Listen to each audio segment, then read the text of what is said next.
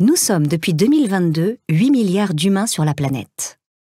Pourquoi la population mondiale augmente-t-elle rapidement? Combien serons-nous demain? Chaque seconde naissent 4 bébés en moyenne. Chaque seconde meurent 2 êtres humains en moyenne. Chaque seconde, notre planète compte en moyenne 2 personnes en plus. 2 personnes en plus chaque seconde, cela représente 200 000 par jour, 75 millions par an. Rapporté auprès de 7,5 milliards de 2015, c'est 1% en plus par an. À ce rythme de 1% par an, la population double en 65 ans. S'il se maintenait, les près de 7,5 milliards de 2015 deviendraient 15 milliards en 2080, 30 milliards en 2145, etc. Mais l'évolution du nombre des femmes et des hommes n'est pas une multiplication sans cesse recommencée. Les Nations Unies prévoient au contraire une stabilisation d'ici un siècle, à près de 10 milliards. Pourquoi? Pour le savoir, découvrez l'évolution de la population mondiale.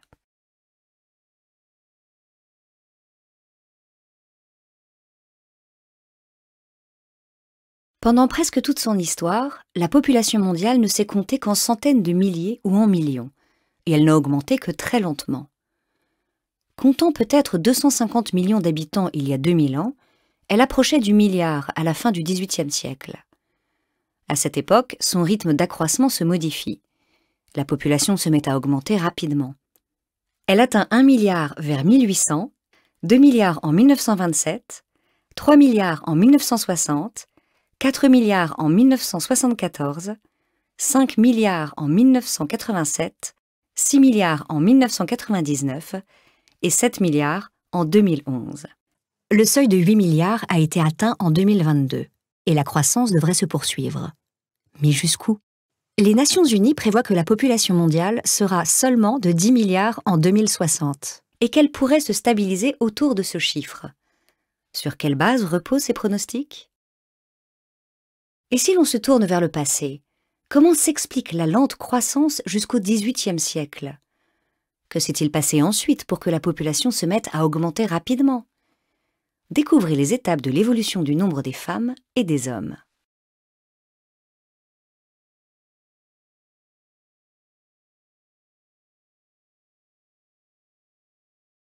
Pendant presque toute son histoire, l'humanité a connu un équilibre entre les naissances et les décès. Les femmes mettaient au monde beaucoup d'enfants, en moyenne 6 chacune. Mais la plupart de ces enfants mouraient en bas âge, et seulement 2 en moyenne survivaient jusqu'à l'âge adulte et remplaçaient leurs parents. En raison de l'équilibre entre les naissances et les décès, la population humaine restait relativement stable sur le long terme. Si elle augmentait, c'était lentement, à un rythme de quelques pourcents par siècle. Localement, l'évolution était marquée par des crises, comme les épidémies ou les famines. Mais une fois la crise passée, la population récupérait ses effectifs en quelques générations. L'équilibre séculaire entre les naissances et les décès a été interrompu il y a 2 siècles.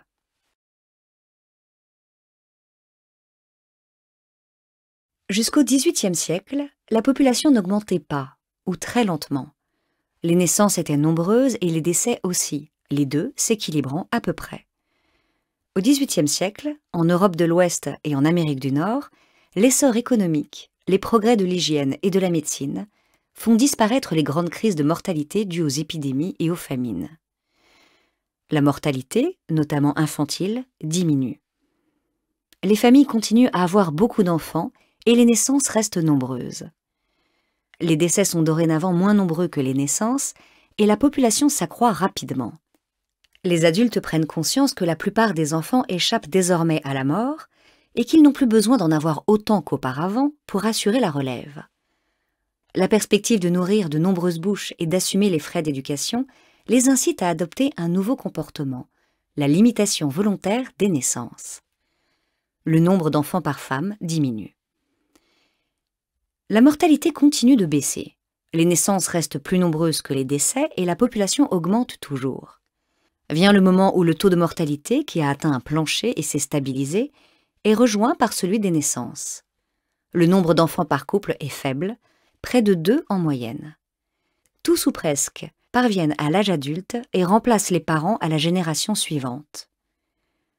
Vers la fin du XXe siècle, en Europe, les naissances et les décès tendent à s'équilibrer et la population n'augmente plus.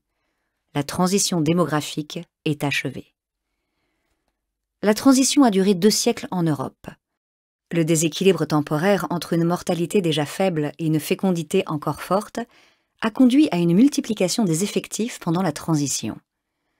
En 200 ans, la population de l'Europe a été multipliée par 4.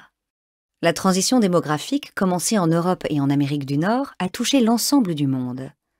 Partout sur la planète, la mortalité a diminué et diminue encore, et les familles choisissent de limiter les naissances, comme l'avaient fait avant les familles européennes et les familles nord-américaines.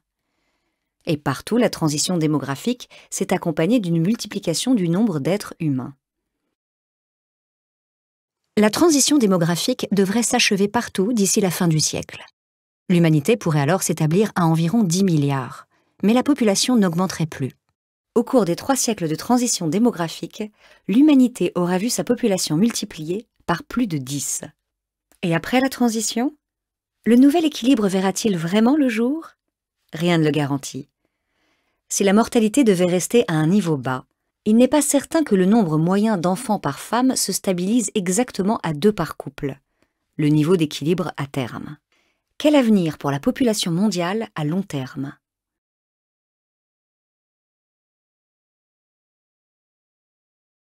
L'humanité compte près de 8 milliards de femmes et d'hommes en 2022 et en comptera probablement autour de 10 milliards en 2060.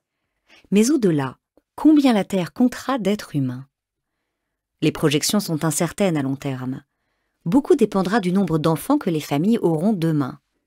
Dans le modèle de la transition démographique, la fécondité se stabilise au niveau assurant le remplacement des générations lorsque la mortalité est basse, 2 enfants en moyenne par femme. Les Nations Unies ont imaginé un scénario où les familles auraient demain exactement 2 enfants en moyenne chacune. La population mondiale, une fois atteint 10 milliards, se stabiliserait alors à ce chiffre.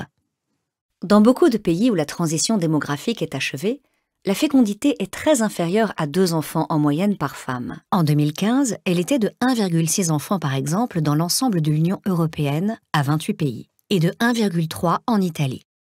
Si la famille de très petite taille devient un modèle se répandant dans l'ensemble du monde de façon durable, la population mondiale, après avoir atteint un maximum de 10 à 11 milliards, diminuerait inexorablement jusqu'à l'extinction à terme.